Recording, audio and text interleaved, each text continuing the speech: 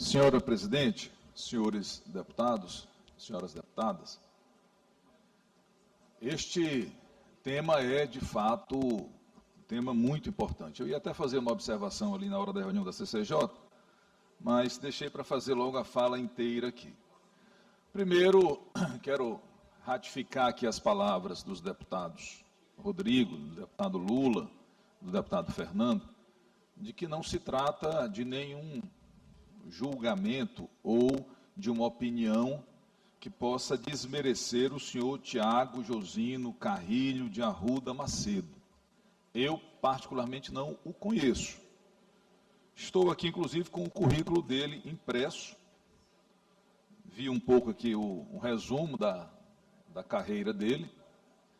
E quero fazer esta minha fala em duas partes. Primeiro, falar da estranheza, realmente, desta utilização de muitos quadros da Defensoria Pública para ocuparem funções no Poder Executivo. O deputado Lula levantou esse questionamento e eu estava lendo um pouco agora de manhã, deputado Lula, porque não sendo jurista como Vossa Excelência, como deputado Rodrigo, precisei tentar estudar um pouquinho mais o assunto e vi, inclusive, que realmente chegou ao Supremo questionamento relativo ao Ministério Público, a membro do Ministério Público poder ocupar um cargo comissionado no Poder Executivo. O caso, inclusive, envolvendo o ex-ministro da Justiça, acho que no governo Dilma, Eugênio Aragão, e neste julgado o Supremo teria concluído que existe uma vedação. E pelo que eu acompanho, a Defensoria Pública, os defensores públicos lutam há muito tempo por uma espécie de uma equiparação, não só de salarial, mas de vantagens com as carreiras do Ministério Público e do Judiciário. Ora, se tem uma vedação para membros do Ministério Público, é possível, por extensão, que tenha também para defensores públicos ocuparem funções que não são das suas atribuições originais da função. Então, eu inclusive, já que este assunto veio à tona, já informo que vou fazer um ofício ao Defensor Público Geral do Estado do Maranhão, perguntando quantos defensores não estão exercendo as suas funções na Defensoria Pública.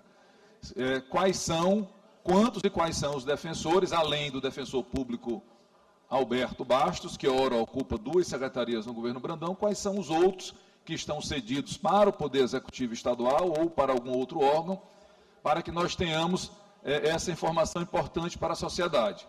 E já aviso que nós vamos avaliar a possibilidade de fazer o questionamento da constitucionalidade destas nomeações.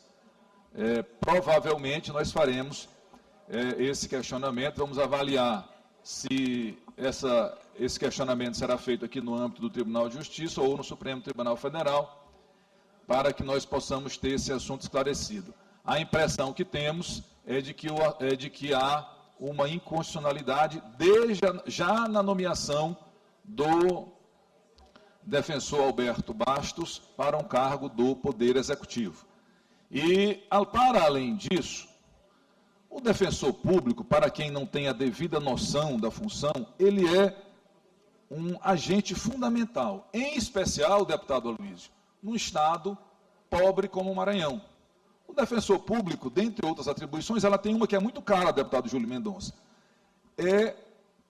dar àquele que não tem condições de contratar um advogado o direito de defesa, que é algo previsto e garantido pela Constituição Federal do Brasil. Nós temos menos defensores públicos do que precisaria ter para atender a população pobre do Maranhão, que muitas vezes não conhece os seus direitos. Muitos maranhenses, deputado Rodrigo, nem sabem que têm o direito a recorrer à Defensoria Pública, não é isso? Então, não é razoável que se continue tirando os defensores públicos do exercício das suas funções para que vão prestar serviço no Executivo. A informação que tenho é de que tem pelo menos 3 defensores públicos estaduais já ocupando cargos no Poder Executivo Estadual. Por isso, pedirei essa informação através, não só pela prerrogativa de deputado, mas utilizando a Lei de Acesso à Informação, lei essa costumeiramente desrespeitada pelo governo Carlos Brandão. Então, feitas essas observações, sobre a notícia que saiu hoje no blog G7, trazendo informações importantes e graves com relação ao senhor Alberto Bastos, eu quero primeiro dizer que nada tenho contra ele. Inclusive, embora não sejamos amigos, temos uma relação cordial, uma boa relação.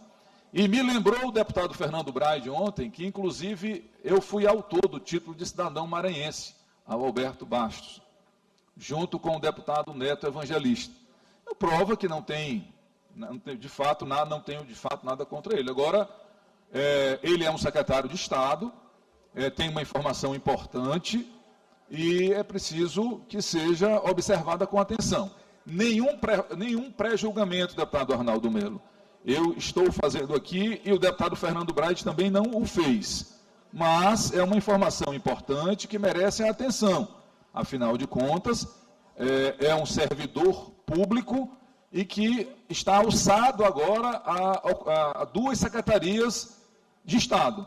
Uma, eu confesso que não consigo me lembrar o nome, mas nem vou me penitenciar por isso, porque nem o deputado Iglesio, que atua como um entusiasmado líder do governo Brandão aqui no plenário, conseguiu se lembrar o nome da secretaria.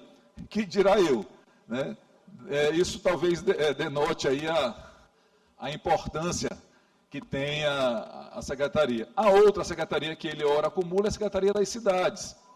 Então, de fato, é preciso que tenhamos atenção com o assunto.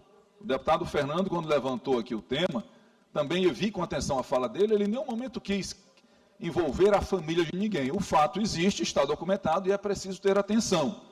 Nós tivemos, inclusive, a informação, concedo já uma parte, deputado Júlio, mas, repito, precisamos ver com muita responsabilidade, de uma ação civil pública, que está já no Tribunal de Justiça, que questiona a questão de uma obra na Defensoria Pública, na sede da Defensoria Pública, quando da gestão do senhor Alberto Bastos. Mas também não vou fazer um juízo sobre o assunto, porque não pude me debruçar sobre ele.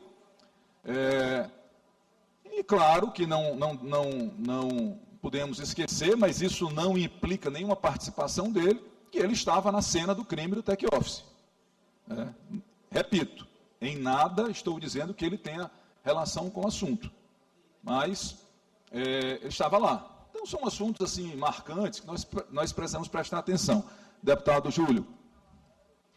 Deputado Natalino, eu particularmente, só para poder trazer mais um ponto de reflexão e parabenizar pela fala, deputado Rodrigo, eu me preocupo muito com a Defensoria Pública do Estado do Maranhão. Sinceramente, a Defensoria Pública do Estado do Maranhão está numa situação extremamente delicada, dado a deterioração do ambiente institucional e político no Estado, provocado pelo governo Brandão.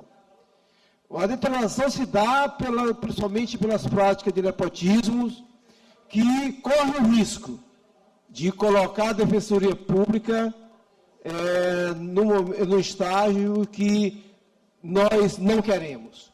A Defensoria Pública é uma conquista do povo do Brasil, é uma conquista do povo maranhense.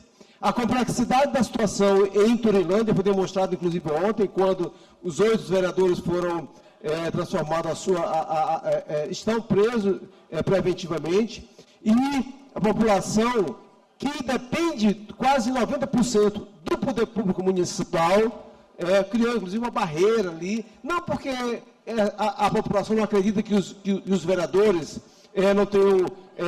não tenham responsabilidade, mas porque depende do poder público. Olha o nível que o nosso Estado está, um Estado extremamente pobre, como Vossa Excelência disse, e, ao mesmo tempo, as instituições sendo corroídas pelas práticas impetradas pelo governo do Estado. Só isso, mais um ponto de reflexão. Agradeço o deputado Júlio pela parte, peço que incorpore ao meu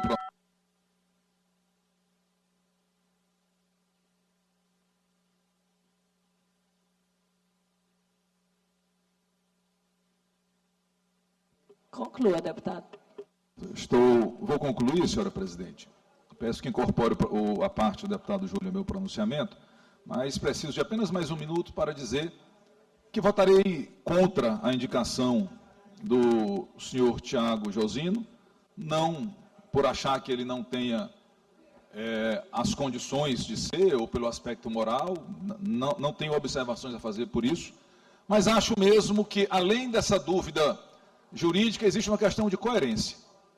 O governador Brandão poderia ter escolhido um perfil que juntasse a condição técnica com o conhecimento do Maranhão e da Baixada Maranhense. O povo de Turilândia, município este onde tive a maior votação na eleição de 2022, fui o mais votado no município, com muita honra, com muita alegria, está passando por um momento de sofrimento. A população, com certeza, está sofrendo com tudo que está acontecendo. Já vou concluir, senhora presidente. Está sofrendo com o que está acontecendo lá. Vê o prefeito, a vice-prefeita, vários vereadores, prefeito, inclusive, preso. Tenho certeza que o cidadão, deputado segundo, lá de Turilândia, está triste. Então, o governador poderia ter feito uma escolha para alguém que tivesse mais relação com a região, mais relação com o Estado, que conhecia.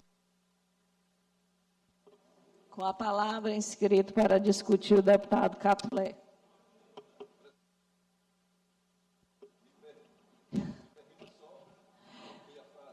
Conclua a sua. Já permiti por 3 vezes, mas obrigado pela permissividade, mas só para não terminar a fala sem agradecer por todos que ouviram. Então, concluo esta fala anunciando que votarei contra por considerar uma escolha inadequada para exercer esta função tão importante de administrar a cidade de Turilândia. Muito obrigado, senhora presidente.